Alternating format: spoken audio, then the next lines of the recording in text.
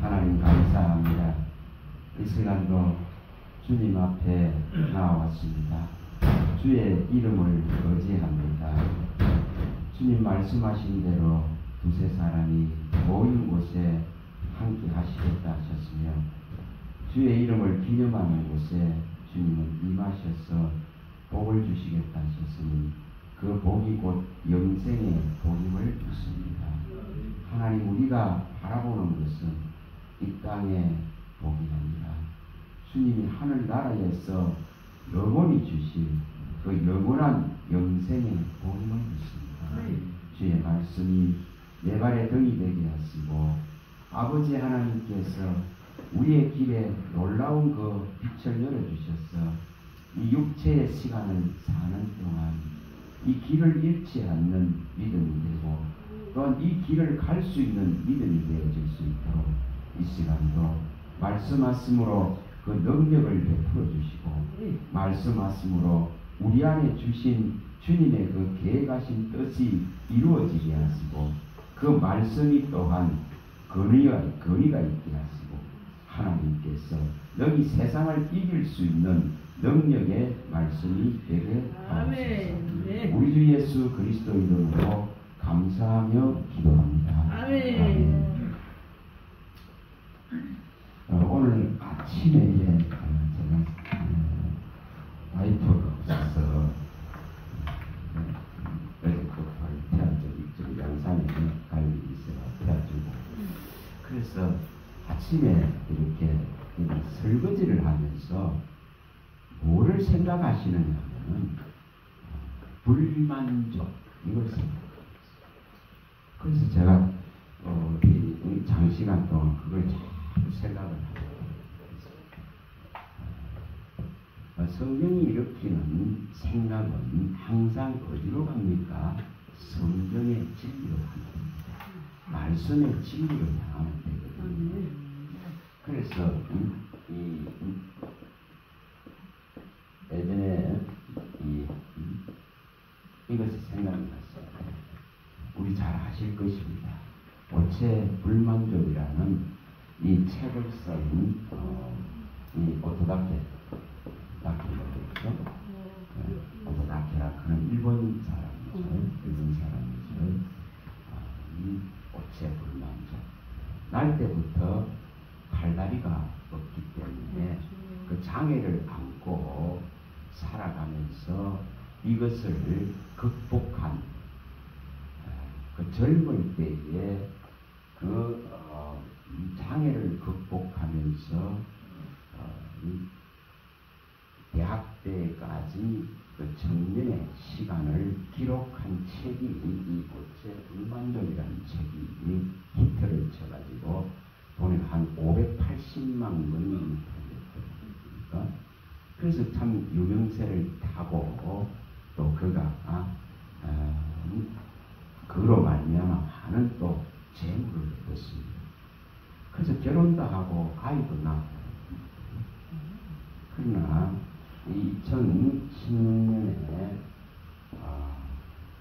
이것이 이혼이 되어지고 무너지는 그런 사건이 일어난 것이 바로 5명의 여자와 불륜관계를 가진 문제가 대두가 됐습니다.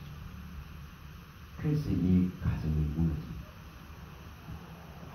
이거는 팔다리가 없는데 어떻게 성을 나눴을까 이런 질문을 던지고 자, 여러분 이처럼 자기의 육체에 그 만족되지 않는 것을 만족시키려고 숱한 애를 쓰고 좋은 대학을 나와서 그렇게 부와 명성과 이름을 얻었습니다.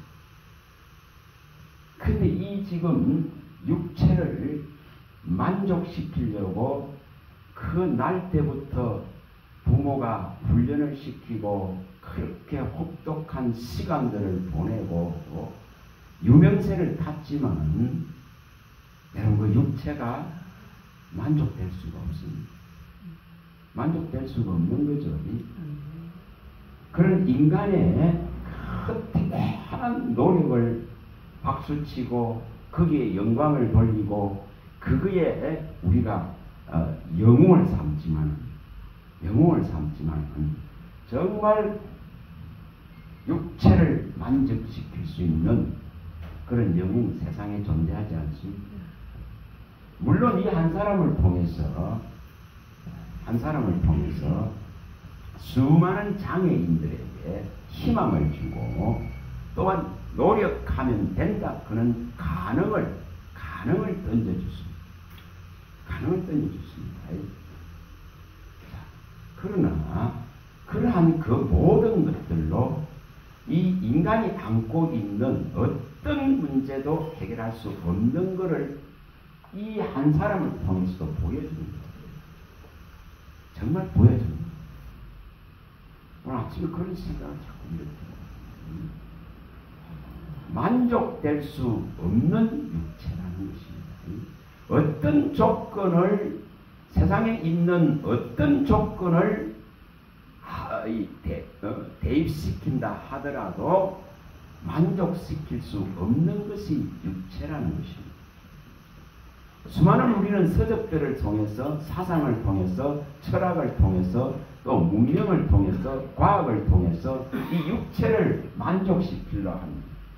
정신을 만족시키려 합니다. 마음과 생각을 만족시키려고 합니다. 그런데 이것이 안 되는 것을 철저하게 보여준 부분이 아닌가 싶습니다.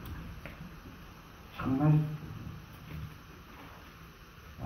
그래서 인간에게 있어서 예를 들어서 대단한 그리스의 문명, 또 대나단한 이탈리아 로마의 문명, 이집트의 문명, 잉카의 문명, 또 앙코르의 대단한 불가사의한 이런 문명,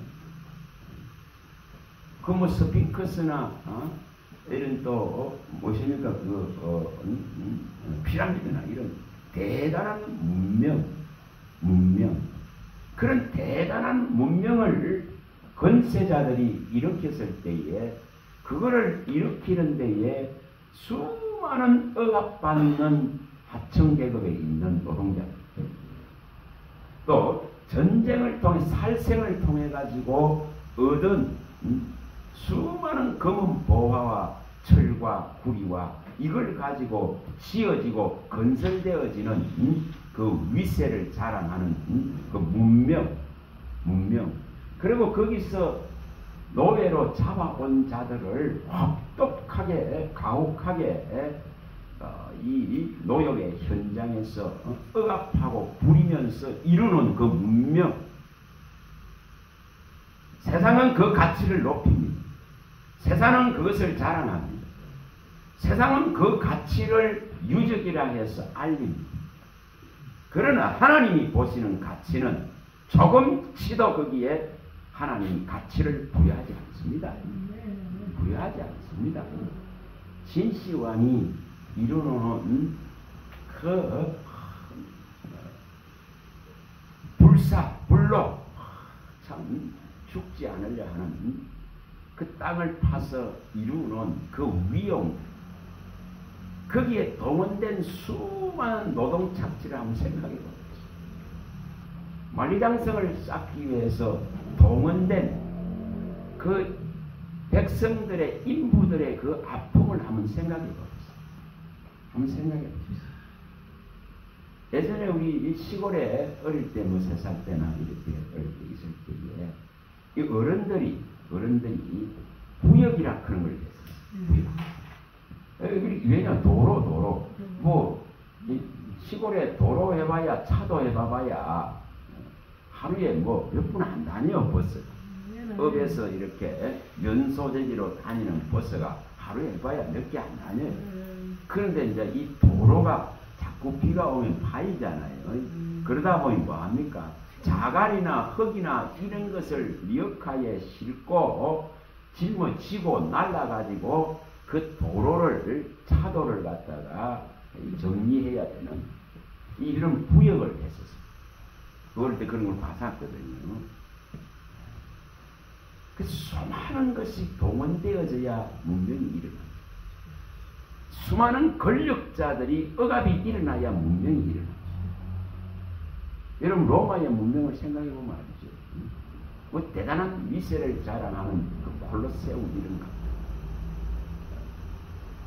얼마나 또 많은 노예들을 불러서 그들을 짐승같이 부리면서 그들이 누렸던 그 세계 그런 걸 보면 알지 않습니까? 하나님은 그래서 세상에 있는 것에 가치를 둘 수가 없는 거예요. 제가 이루어 놓은 그 결과물에 대해서는 하나님은 분명하게 의와 이 공평과 이 인자와 이 진실을 가지고 심판하실 수밖에 없는 거예요. 우리가 지난번에 봤습니다. 10분 89편 14절이나 90편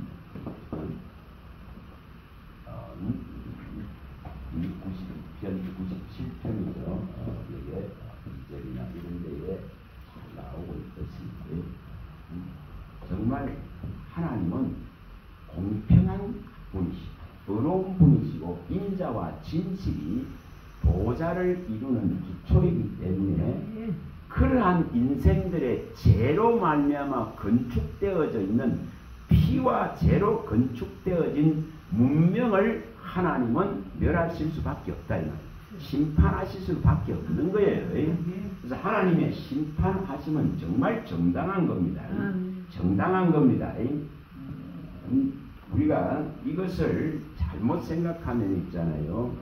대단한 문명을 자랑하는 그 미련 속에 다 빠져버려요. 그러나 하나님이 보시기에는 전부 악한 겁니다. 악한 겁니다. 우리가 미가서에 많이 봤습니다. 3장 10절. 피와 죄로 건축된 성읍. 성읍은 피와 죄로 건축되어지는 거죠. 자, 엄밀하게 따지면 있죠. 솔로몬이 이룩해 놓았던 성전도 다윗의 전리품, 은금의 전리품, 동철 전리품, 수많은 전리품이 동원됩니다. 그건 기록이 다 되어 있습니다. 전쟁에서 이긴 그 대단한 전리품들이 솔로몬에게 다윗이 남김으로 해서 다윗은 손에 그 전리품을 얻는데 사용된 피가 손에 묻어 있기 때문에 피가 있기 때문에 건축을 할 수가 없다겠죠. 이만큼. 근데 여기에 하나님이 가치를 부여하지 않는다는 겁니다. 가치를 부여하지 않습니다. 정말 부여하지 않습니다.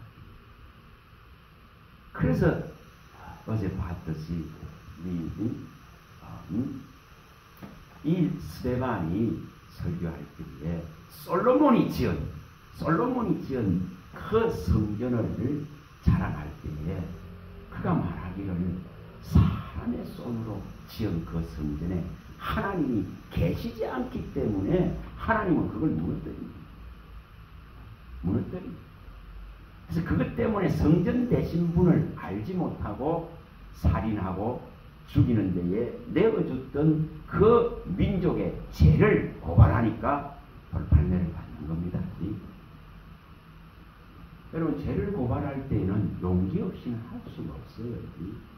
진짜 하나님의 영으로 능력과 정의와 용기로 충만해져야 이스라엘과 야곱의 죄를 외칠 수가 있습니다. 그걸 성경이 다 여기 3장 8절에서 다 밝혀놨습니다. 정말 영의 하나님의 영으로 충만해지지 않으면은 그걸 입술에 담아서 외칠 수가 없어요. 그럼 세례 요한이 주님보다 6개월 앞서서 그 외칠 때 그 심정을 한번 생각해봐요. 그냥 외칠 수 있겠어요? 목숨을 내놓고 외쳐. 육체의 생명을 내어놓고 외쳐야 돼요. 그래서 그는 나중에 옳은 소리 하다가 목베인 당하잖아요. 그와 같습니다. 그래서 하나님의 영으로 충만하지 아니하면은, 하나님의 능력으로 충만하지 아니하면은, 용기로 충만하지 않으면은 하나님의 이 정의로 의로 공평으로 진실로 충만하지 아니하면은 죄를 구할 수가 없어요. 민족의 죄를 외칠 수가 없어요. 해결을 외칠 수가 없습니다. 정말 어려운 문제입니다. 오늘 우리가 이 지금 불만족되어져 있는 이 인생의 문제를 오늘 우리가 그리스도인이라면은 우리는 이것을 해결할 수 있는 유일의 주가 계시는 거예요. 유일의 주가 계십니다. 이것을 해결해야 됩니다. 이것이 해결되어지지 않으면 신앙생활은 가장 고달픕니다. 가장 고달프고 가장 힘들고 가장 지기 싫은 십자가. 너무너무 지기 싫은 십자가 됩니다. 그래서 이 지금 이걸 해결할 수 있는 말씀을 그걸 가져야 돼요. 정말 이걸 가져야 돼요. 정말 이 한 청년을 생각해 봐보세요. 지금은 나이가 뭐 많겠죠. 한 50대 겠죠. 이 책을 쓴 지 것이 98년도인가 뭐 그러니까 나이가 많이 됐겠죠. 그래서 우리는 이런 사람들을 영웅시해야 돼요. 자, 잘 생각해 보세요. 호랑이는 가죽을 남기고 사람은 이름을 남겨야 돼요. 그거는 세상 논리입니다. 그건 세상은 그렇게 하는 게 맞습니다. 자우지가 이름을 남기고 뭐 착취를 했던 억압을 했던 전쟁을 해서 살인을 했던 피로서 이뤘던 뭐 해야 됩니까? 이름 남기고 그게 문명이 그게 자랑하는 문명의 유적들. 그렇지 않으면 징용 끌려가서 일본에 가서 그렇도록 어렵게 그럼 그게 문명의 유적지가 되잖아요. 그와 같은 겁니다. 그래서 우리가 정말 우리가 그리스도인이라면은 그리스도인은 남길 것이 아무것도 없습니다. 그리스도인은 남길 것이 아무것도 없는 거예요. 이 답을 얻어내야 됩니다. 그리스도인은 받을 것이 아무것도 없는 거예요. 정말 이 답을 얻어내야 신앙이 제대로 될 수 있습니다. 우리가 믿는 믿음이 제대로 될 수 있습니다. 자, 이제 그런 부분들을 한번 살펴볼게요. 자, 전도서 9장 6절 전도서 9장 6절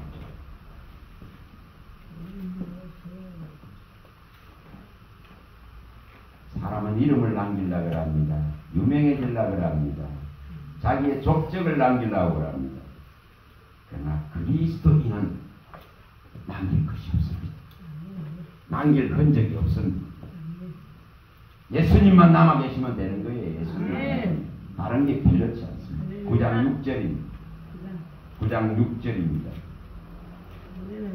자, 읽어보겠습니다. 그들의 사랑과 미움과 시기도 없어진 지 오래니 해 아래에서 행하는 모든 일 중에서 그들에게 돌아갈 몫은 영원히 없는 이 부분.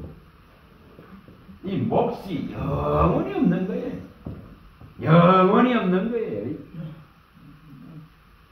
선함이 없고 의로움이 없는 곳에서 선함이 없고 의로움이 없는 인간 자체로서 남길 수 있는 몫이 영원히 없다. 영원히 없다. 여러분 조금만 유명세 차도 책 한 권 남기려고 하는 미련함이 있어요. 조금만 유명해져도 책 한 권 남기려고 해요.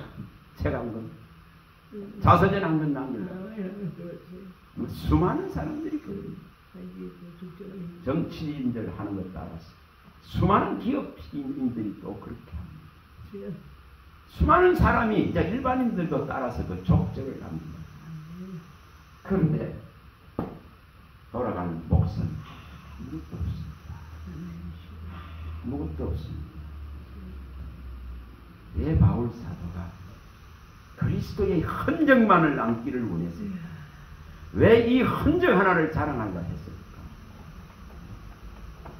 그가 한 그 업적을 자랑하지 않습니다. 그가 한 대단한 이방을 향한 제사장의 이 직분을 가지고 그 복음을 전한 그 업적을 자랑하지 않습니다. 그걸 자랑하지 않습니다. 사람은 바울을 자랑합니다. 그리스도인들은 바울을 자랑합니다. 그러나 바울이 그런 자랑받기를 원치 않습니다. 우리가 잘 봤지 않습니까? 내가 너희들을 대신해서 십자가에 못 박혔나? 내 이름으로 너희들에게 세례 줬나? 이렇게 물음을 던지지 않습니다. 자기가 내세워지기를, 자기에게 몫이 남기를, 자기의 이름이 남기를 조금도 원치 않습니다.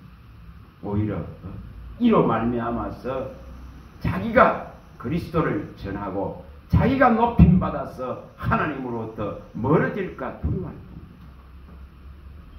고린도전서 9장 27절 이게 두렵다고 말해요.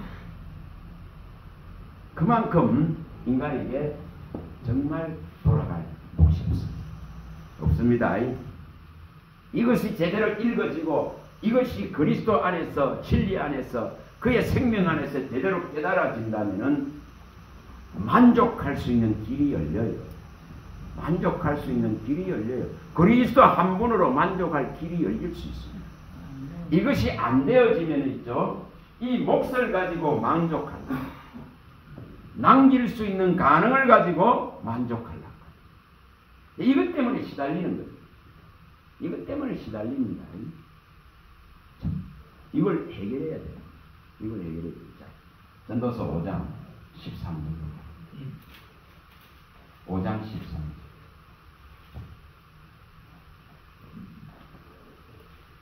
17절까지를 17절까지를 읽어봅니다.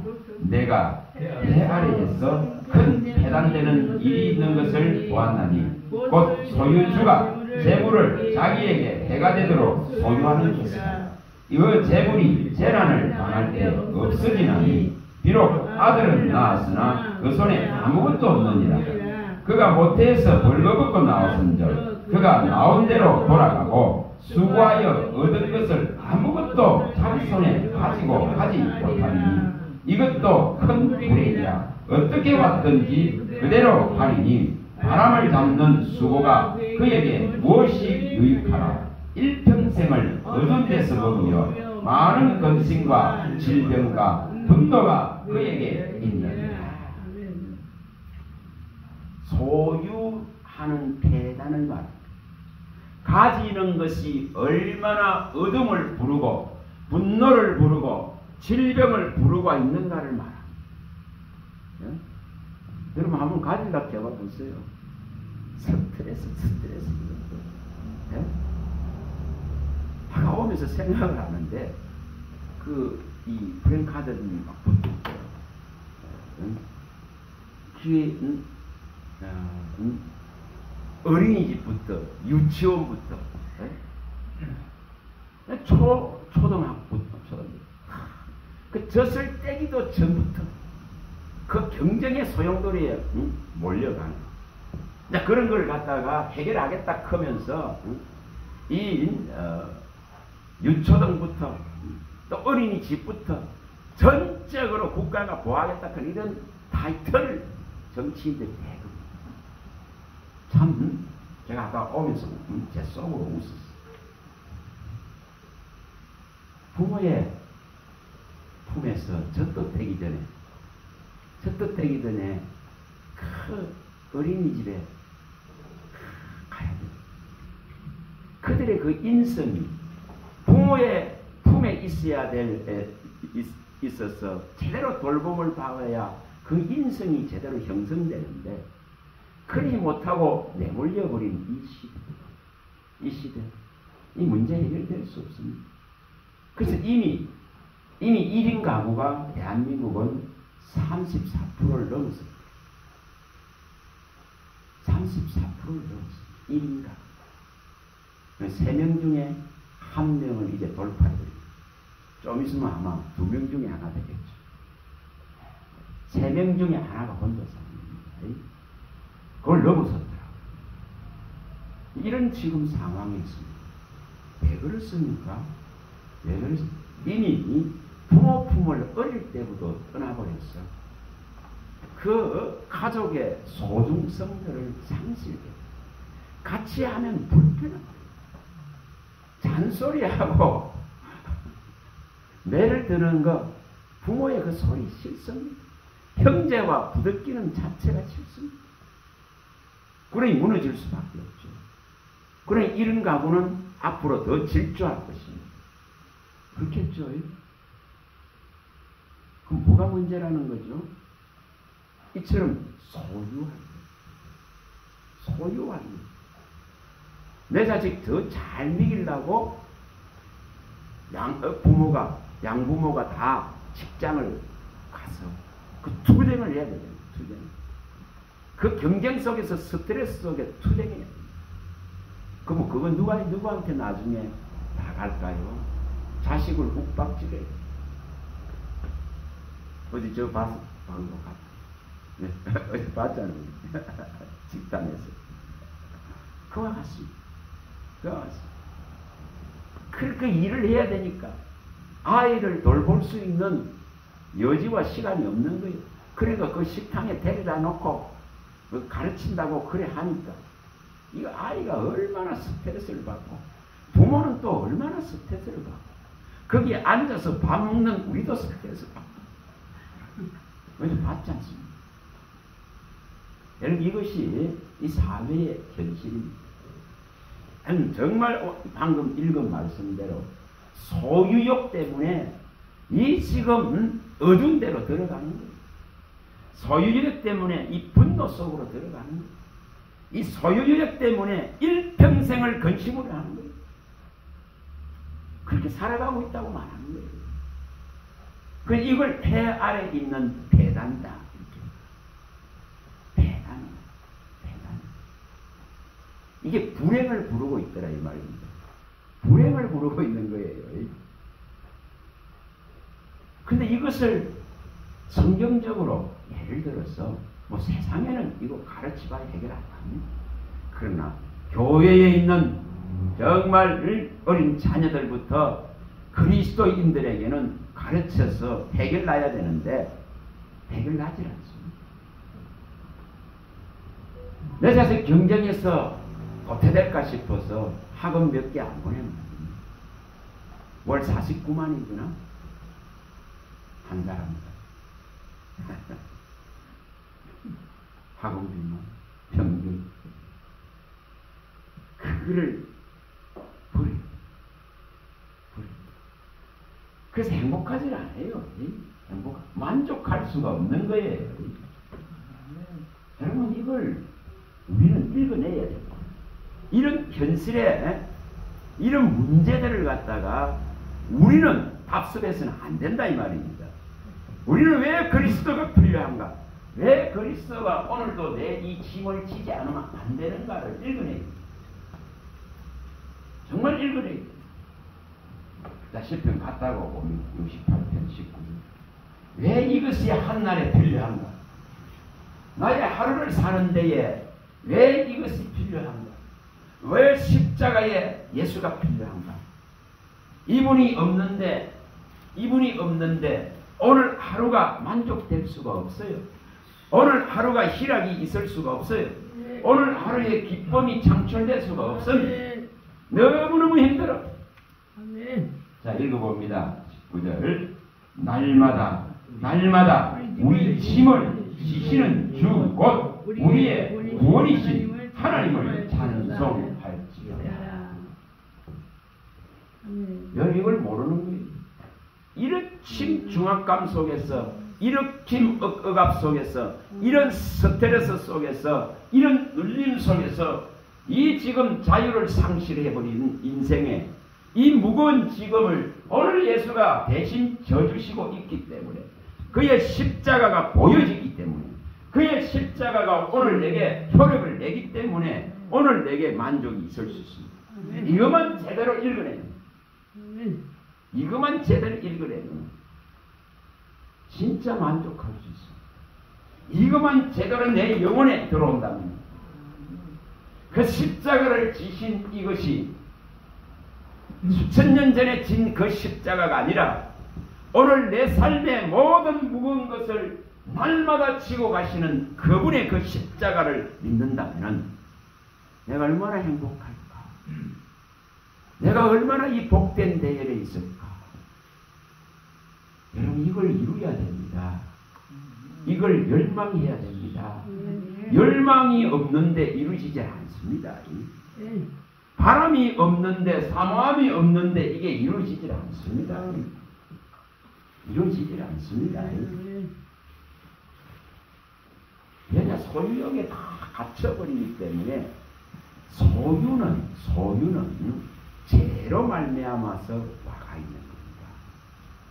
가시덤불을 헤쳐나가려고 하니까 아무리 땀 흘리고 수고해도 가시덤불들이 덤비니까 그럼 이 가시덤불들을 해결하려고 그러면은 소유가 많으면 해결되는 줄 알아요.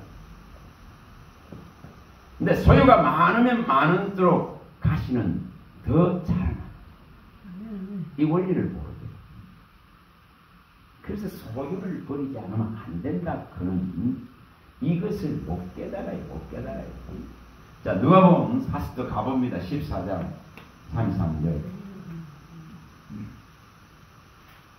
이거를 이루어야 되거든요. 이것을 기도 속으로 끌고 와서 이 일이 내게 이루어지는 신앙이 되어야 됩니다. 이 말씀하심이 내게 이루어지는 신앙이 되어야 됩니다. 누가복음 14장 33절. 정말 이게 이루어져야 됩니다. 이게 이루어져야 됩니다. 자, 읽어보겠습니다. 33절입니다. 이와 같이 너희 중에 누구든지 자기의 모든 소유를 버리지 아니하면 능히 내 제자가 되지 못하리라.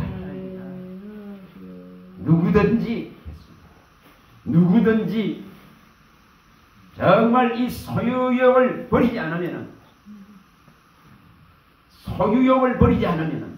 이 욕심을 버리지 않으면 이것은 소유하는 것과는 다른 부분입니다. 소유하는 것과 소유욕은 차이가 있겠죠. 소유하고자 하는 그 욕구 속에 시달리는 이 삶의 질곡들을 끝내버리지 않으면 소유가 나를 삼키는 것이, 가진 것이 나를 삼켜버리는 것이. 그래서 여기에 누구든지 내 제자가 되려면 소유를 버려야 된다는 것은 모든 탐심과 욕심을 십자가에 못 박지 않으면 안 된다는 것입니다. 이것이 이루어져야 행복해지거든요. 이것이 이루어져야 진정한 만족이 우리를 찾아옵니다. 그리스도가 주시는 만족이 찾아오니까. 자, 갈라디아서 또 가봅니다. 5장 24절입니다.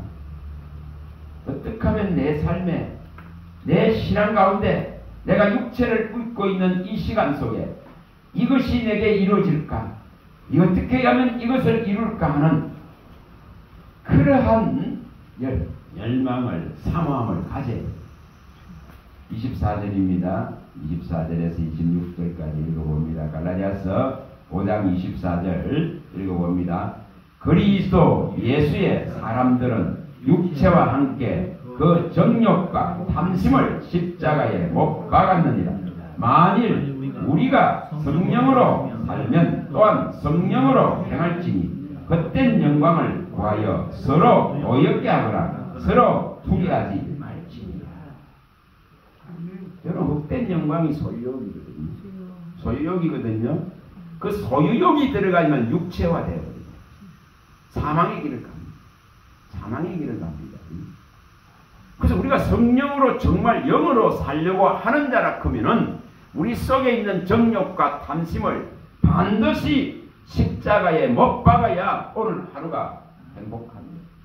오늘 하루가 만족됩니다. 오늘 이것을 내 한날에 실행하는 거예요.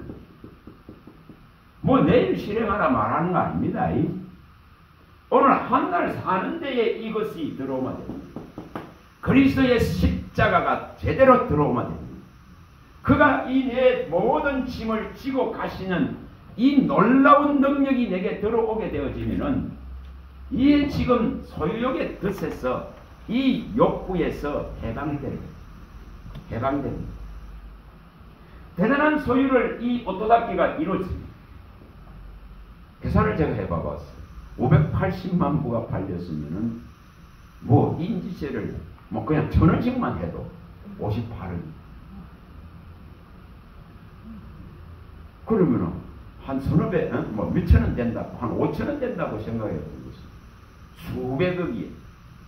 그 다음에 그 유명세로 인해서 방송 출연과 광고와 어느 곳에 가서 강의하는 강의로 대단했거든요. 그래 여자들이 가만히 놔두겠어요? 육체의 그 모양은 아무것도 볼 게 없지만은 그 돈 때문에 유혹하는 거예요. 그런 거 아니에요? 네? 소유욕이 불러온 그의 모든 일생이 와르르 다 무너져 버렸거든요. 16년도더라고요. 그래서 그와 같습니다. 사람이 영웅 될 수 없습니다. 사람이 결코 우리를 만족시킬 수 없습니다. 어떤 군주도 어떤 왕도 만족시킬 수 없습니다. 하나님은 정말 이 호세아서에서 밝히듯이 이제 너희의 왕함 구해봐라. 이제 너희의 왕함은 그렇지 못했던 너희들의 지도자, 그렇지 못했던 너희 왕 13장 10절에 그렇지 못했던 너희들의 왕, 너희들의 지도자, 그들이 과연 너희들을 구원할 수 있는지 한번 보라. 가서 봅니다.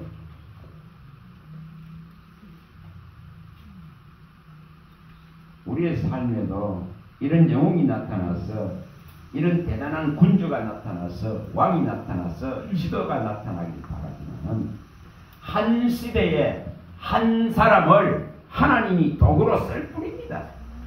아무것도 아니에요. 그 다른 게 없어요. 13장 10절 읽어봅니다. 전에 내가 이르기를 내게 왕과 지도자들을 주소서 하였느니라. 내 모든 성읍에서 너를 구원할 자 곧 내 왕이 이제 어디 있으며 내 재판장들이 어디 있느냐. 내 억울하고 원통함을 해결해 줄 수 있는 왕이 없어. 그런 재판장도 지도자도 없어. 왜 그리스도만이 지도자가 되어야 되고 그리스도만이 선생이 되어야 되는가? 그는 서성이 되어야 되는가? 그는 여러분 그 물음을 가져야 돼요. 정말 물음을 가져야 됩니다. 마태복음 23장 8절 10절에 있는 이 물음을 가져야 돼요. 서성과 지도자는 한 분 예수 그리스도십니다. 이걸 가져야 됩니다. 이런 직은 중심이 있고 이런 모토가 딱 세워져 있고 이런 기둥이 제대로 세워져 있어야 해결이 나는 거예요. 그렇지 못하면 자꾸만 사람 찾아다니는 신앙되어야 됩니다. 자, 다시 가봅니다. 마태복음 23장 23장 8절 읽어봅니다. 8절 읽어봅니다. 그러나 너희는 랍비라 치망을 받지 말라. 너희 선생은 하나요. 너희는 다 형제이다. 너희 선생은 하나다고 말합니다. 자, 10절도 읽어봅니다. 또한 지도자라 칭함을 받지 말라. 너희 지도자는 한 분이시니 곧 그리스도시니라. 뭐라고 말하는지. 선생이 되고 지도자이고 서성이 될 수 있는 분은 한 분 하나님이에요. 근데 미련하고 우매해지면은 조금만 대단한 사람 나와도 그게 줄 서고 따라가고 분깃을 얻으려고 하는 미련함입니다. 그리스도 한 분이 나의 서성입니다. 지도자 같은 거. 예전에 이것이 제게는 강력하게 들어요. 저도 쫓아봤습니다. 세게 강력하게 들어요. 사람은 가까이 가면 갈수록 고슴도치같이 질리게 돼요. 가까이 갈수록 가면은 추한 모습들이 보여지고 사망의 냄새가 나게 돼요. 그런데 그리스도께는 가면 갈수록 생명의 냄새가 나요. 이걸 우리가 이해를 해야 돼요. 어떤 자에게는 이 지금 그리스도의 이 향기가 생명의 냄새가 될 수 있고 어떤 자에게는 사망의 냄새가 될 수 있습니다. 그러면 이 지금 그리스도께로 가는 그가 서성되고 그가 선생되고 그가 내 인생의 주인이 되고 정말 주가 되고 지도자가 되어질 때는 내게서 또한 생명의 향기를 낼 수 있습니다. 정말 낼 수 있습니다. 그런데 사람의 지도를 삼으려고는 그 미련함과 우매하는 분노를 일으키고 스트레스를 일으키고 나중에 어두운 데로 들어가고 어느 정도로 그럴까요? 진짜 사막에 가시들기 같아요. 가시들기 같아요. 에레미야에 가봅니다. 17장 에레미야 17장입니다. 5절입니다.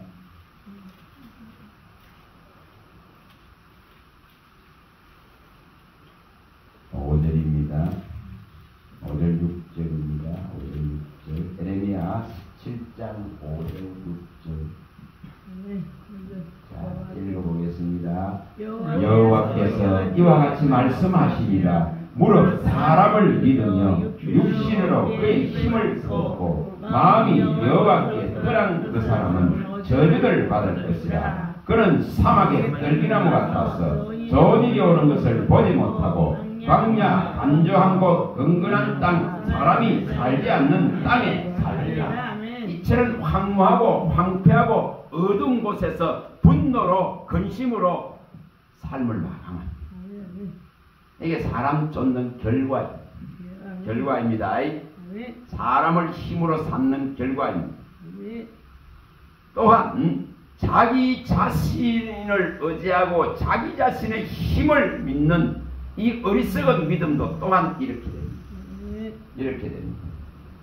자, 하박국 가봅니다. 하박국 1장 11절. 하박국 1장 11절. 하박국입니다. 1302페이지나 되겠네요. 하박국 1장 11절입니다.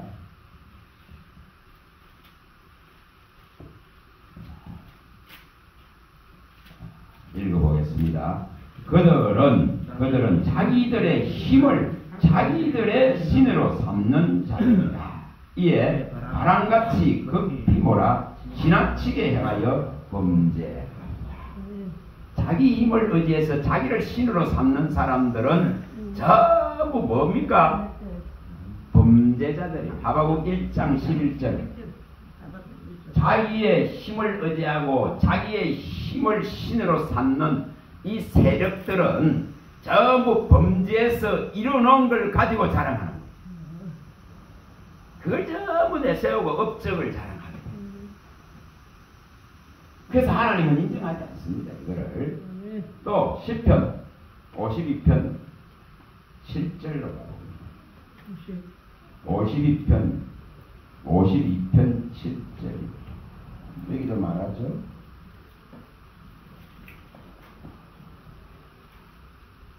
52편 7절입니다. 자, 읽어봅니다. 이 사람은 하나님을 자기 힘으로 삼지 아니하고 오직 자기 재물의 풍부함을 의지하며 자기의 악으로 스스로 든든하게 하던 자라. 전부 뭐로 세력을 키우고 뭐로 성을 쌓는가를 보여줍니다. 악으로 쌓는 거예요. 자기 힘을 의지해서 자기 힘을 신으로 삼고 이거로 와서 악을 행해서 든든하게 하고 세력화하고 이거로 인해서 파멸을 부르는 거예요. 그래서 그 부가 그 부가 자랑하는 그 부가 한 시간에 다 망했다고 성경이 밝히는 이유가 거기 있습니다. 우리가 뭐 계시록 18장 10절 17절 이런 데 많이 봤습니다. 한 시간에 다 문을 여버리는 거예요. 그래서 우리의 만족이 오직 주로부터 세워져야 된다. 그는 이거 하나를 읽어내야 돼. 그걸 고백할 줄 알아야 돼. 진짜 고백할 줄 알아야 됩니다. 우리 고린도후서 3장 이 5절은 항상 마음에 두세요. 고린도후서 3장 5절. 3장 5절입니다. 3장 5절. 3장 5절. 이것이 다 돼야 되거든요. 우리의 힘으로, 우리의 의지로, 우리의 능력으로 이루어진 것은 자기를 신격화한 게 불과합니다. 자기 이름을 의지한 게 불과합니다. 그거는 세상은 그 이름을 남기려고 합니다. 호랑이는 가죽을 남겨야 되고 사람은 이름을 남겨야 된다고 가르쳐왔습니다. 그러나 그리스도인들은 이것이 아닙니다. 읽어봅니다. 우리가 무슨 일이든지 우리에게서 난 것 같이 스스로 만족할 것이 아니니 우리의 만족은 오직 하나님으로부터 나느니라. 요거 하나를 다 붙들어야 돼요. 저는 제가 돌아보면서 정말 왜 이렇게 어릴 때부터 국민학교 때부터 외롭게 했을까? 왜 이렇게 바다 위에 오래 하나라 했을까? 왜 이렇게 하늘을 준 고독을 타고났게 했을까? 뭐 때문에 그렇습니까? 세상의 어떤 것들도 이 외로움을 해결할 수 없기 때문에 주님이 찾아오셨더라 이 말입니다. 그걸 알고 있게 하셨더라 이 말입니다. 세상의 어떤 것들, 어떤 소유도, 정말 어떤 소유. 여러분 이 옷에 불만족하는 것 같이 정말 외로워서 이런 걸 쫓아봐봤어요. 돈을 위력을 가지고 쫓아봤어요. 오늘 나를 위로해줄 그런 여자 없을까? 그거 쫓아봤어요. 돈만 있으면 안 됩니다. 그건 되잖아요. 응? 근데 그거는 하고 나면은 너무 더 뭐가 옵니까? 허무하고 더 그 외로움 속에 시달켜야 되고 나중에는 그 죄의 착고와 사슬에 묶여버리니까 이제는 죽고 싶은 그런 순간에 만난 분이 찾아오신 분이 예수님. 그래서 나의 만족은 오직 주님께 있습니다. 내 영혼을 충족시킬 수 있는 분은 오직 주님께 있습니다. 내 영혼의 사모함은 오직 주님 외에 없습니다. 이걸 가르치시오. 시편 107편 9절입니다. 여러분 정말 이런 말씀들이 제 가슴에 마치 맺혀서 들어와 있는 것은 107편 9절입니다. 9절. 이런 것이 들어와 있는 것은 그런 삶을 살았기 때문에 그걸 해소하고 그걸 해결하려고 투쟁하는 시간들을 48년을 살았기 때문에. 자, 읽어봅니다. 107편 9절 읽어봅니다. 그가 사모하는 영혼에게 만족을 주시며 줄인 영혼에게 좋은 것으로 채워 주십니다. 주님이 찾아오셨기 때문에 이제 그분의 말씀해 주시기를 사모하니까 그 말씀으로 자꾸 채워집니다. 이 지금 공허한 것 속에, 이 빈약한 것 속에, 이 연약한 것 속에, 이 채워지지 않는 속에 계속 좀 시간이 많이 걸렸지만 계속 하나하나 채워주셔서 내 영혼을 만족시켜 주십니다. 그것은 너무너무 좋은 것이고 그것은 소멸되지 않는 것이더라. 결코 일시적으로 소멸되는 그런 만족이 아니더라고. 그런 기쁨과 쾌락이 아니더라고. 그런 도취가 아니더라는 것이. 그래서 이 가치를 아는 거예요. 이 가치를. 그래서 주님으로 만족합니다. 오직 주님 한 분으로 족합니다. 내 영혼의 만족을 오늘도 일으키시는 주님의 이 십자가를 의지하고 바라봅니다. 이 무거운 짐을 지고 그토록 헤매고 흐득했던 인생을 오늘 주님이 이 짐을 져주기 때문에, 내 무거운 수고의 짐, 죄의 짐을 져주기 때문에, 죄의 종살이하며 얻은 이 소득으로 즐거워했던 그 미련함을 대신 해결해 주셨기 때문에 이제 자유와 사슬이 풀려진 것. 자, 시편 105편입니다. 그 옆이니까 봅니다. 이것이 일어나야 됩니다. 18, 19절이 일어나야 됩니다. 정말 일어나야 됩니다. 105편 18, 19절이 읽어봅니다. 그의 발은 착고를 차고 그의 몸은 쇠사슬에 매였으니 곧 여호와의 말씀이 응할 때까지라. 그의 말씀이 그를 단련하였다. 여러분, 이 말씀이 실감이 납니다. 왜 그토록 헤매 다녔을까? 왜 그토록 외로웠을까? 왜 그토록 육체를 만족시켜 보려고 그렇게 애를 썼을까? 근데 이 말씀에서 답을 찾는 거죠. 답을 찾는 거죠. 말씀이 응할 때까지 하나님께서 마음을 단련하셨다. 말씀이 응할 때까지 네가 애쓰고 네가 노력하고 네가 발버둥 치는 만큼 더 너의 사슬은 견고하게 묶이고 너를 이처럼 온몸을 칭칭 감아버렸던 것을 알게 합니다. 그래서 어느 분이 이 몸에 손을 대고 뱀이 칭칭 감고 있다. 그 소유욕들이, 그 만족되지 않는 것을 만족시키려고 하는 그 발버둥들이, 그 지금 욕구와 욕심들이, 그게 누가 줍니까? 거짓의 아비가 거짓으로 던져놨던 것들이다. 너 이렇게 하면 너 만족할 수 있어. 너희처럼 재물을 가지고 너 이것 가지고 얼마든지 이 육체가 만족할 수 있어.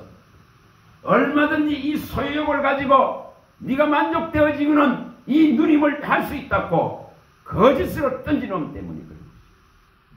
여러분, 그걸 버리라 이 말입니다. 요한복음 8장 44절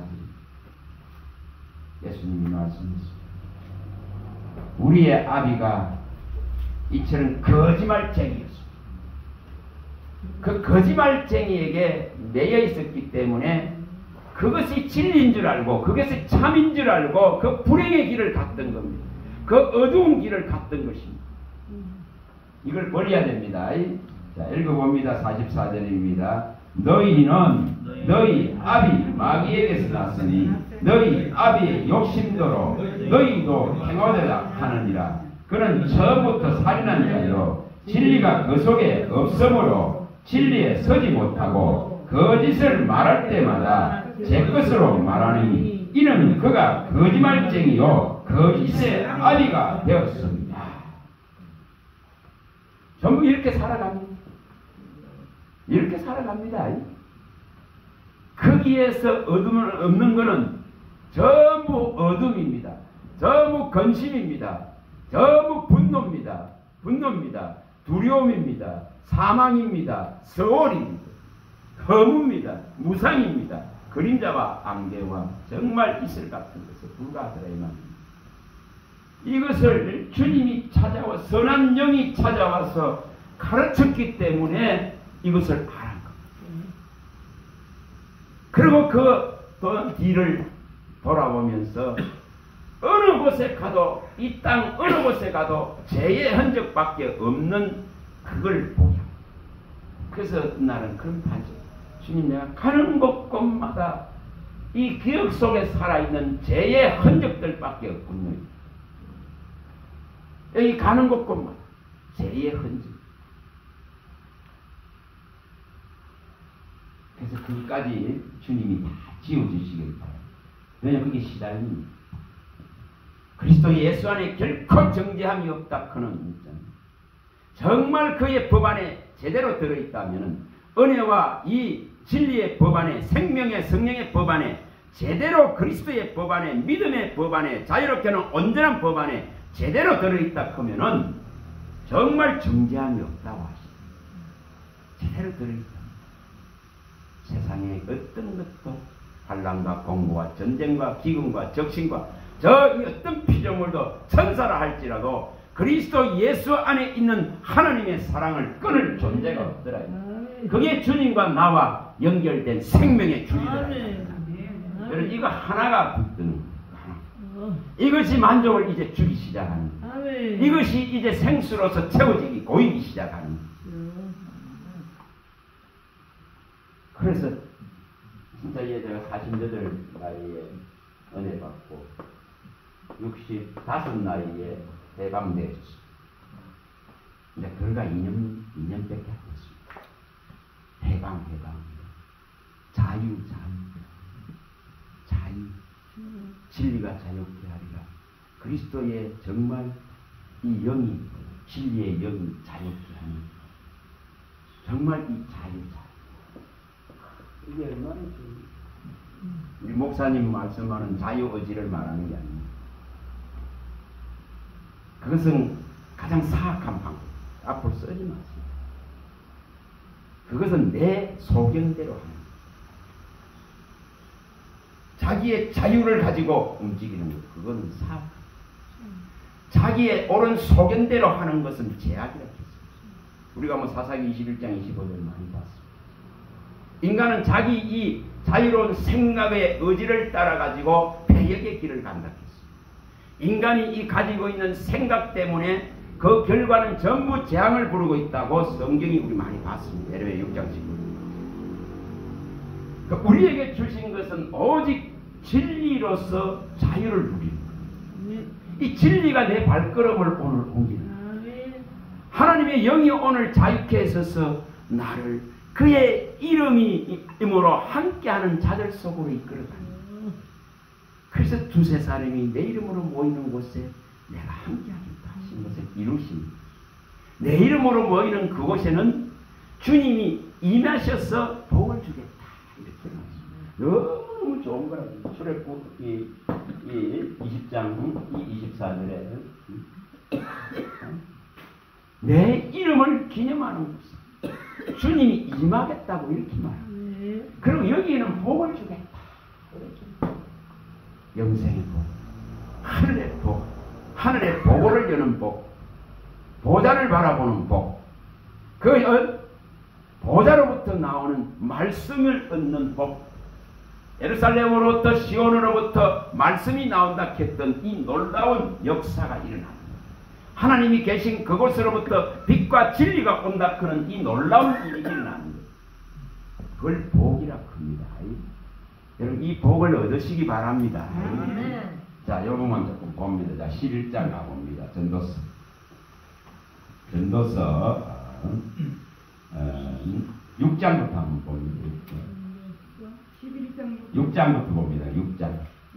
예, 6장을 가봅니다. 6장 1절에서 7절에 있는 내용입니다.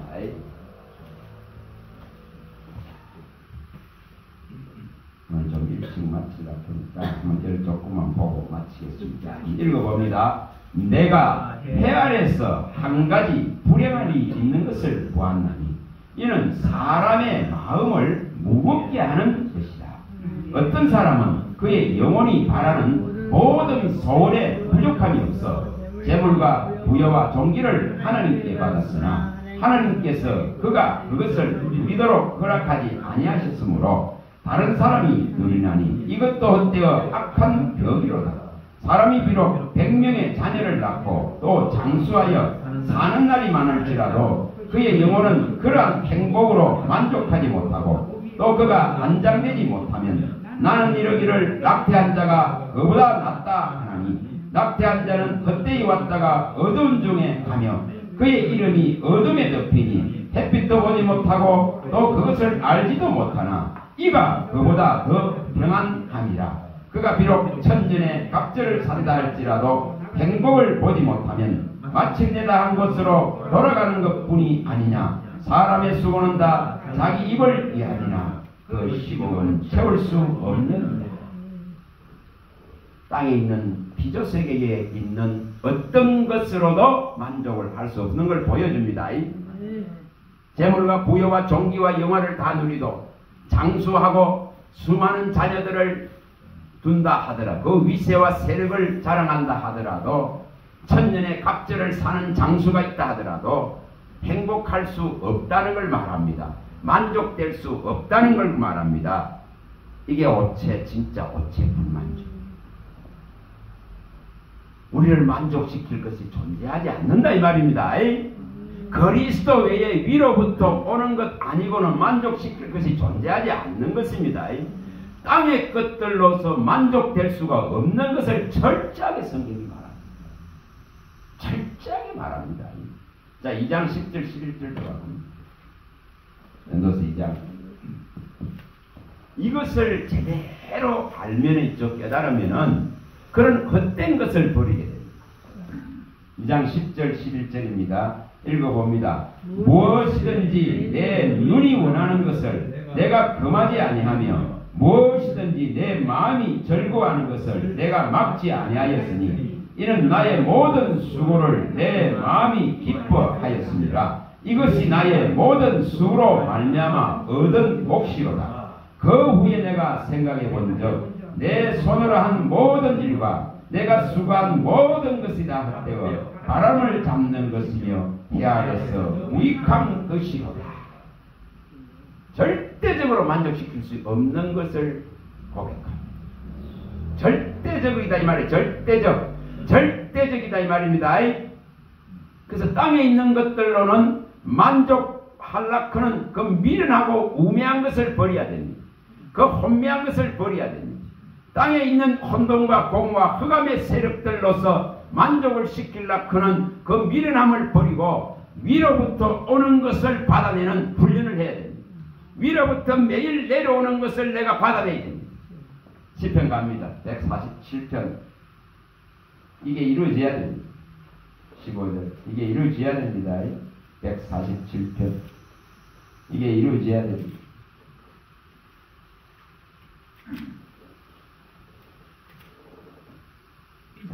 읽어봅니다. 15절입니다. 15절과 19절만 18, 19절만 읽어봅니다. 그의 명령을 땅에 보내시니 그의 말씀이 속히 달리는 거다. 18절 그의 말씀을 보내사 그것들을 녹이시고 바람을 불게 하신즉 물이 흐르는도다. 그가 그의 말씀을 야곱에게 보이시며 그의 율례와 규례를 이스라엘에게 보이시는도다. 하나님이 매일매일 우리의 짐을 지시면서 친히 무거운 짐을 지시면서 매일매일 하늘에서 이렇게 속히 급하게 우리가 받아라고 말씀을 내리고 있는 거예요. 만물을 향해서 계속 보내고 있는 거예요. 야곱과 이스라엘에게 보내고 있는 거예요. 오늘 우리가 영적 이스라엘로서 이것을 내가 받아먹는 거예요. 그걸 살한다 하는 거예요. 산다 하는 거예요. 위로부터 내려오는 이 영혼을 살리는 말씀만이 나를 충족시키고 만족시킬 수 있고 만물을 충만케 하는 충만이신 분이 주는 그 말씀을 사모할 때에 그 말씀으로 이제 빈약하고 부족하고 모자라고 채워지지 않는 인간의 이 욕구들을 해결할 수 있는 유일성이더라 이 말입니다. 그래서 이걸 말해요. 주여 말씀하기를 바랍니다. 시편 130편 5절 6절입니다. 5절 6절입니다. 이걸 바라는 거예요. 시편 130편 5절 6절입니다. 읽어봅니다.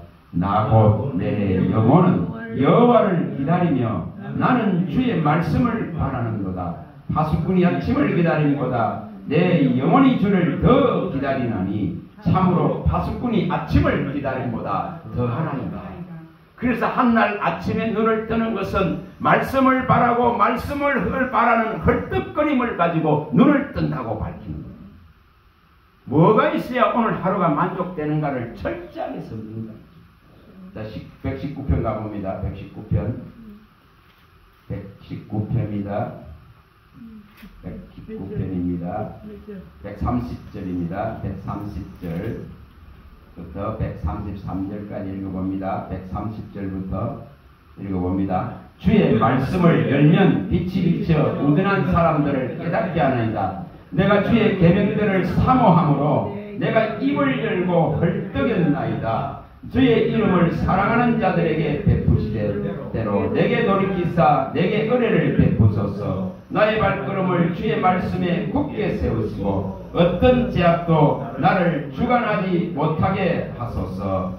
142절입니다. 147절입니다. 7절 읽어봅니다. 내가 날이 밝기 전에 부르짖으며 주의 말씀을 바라싸우며 주의 말씀을 조용히 내가 새벽녘에 눈을 떴나이다.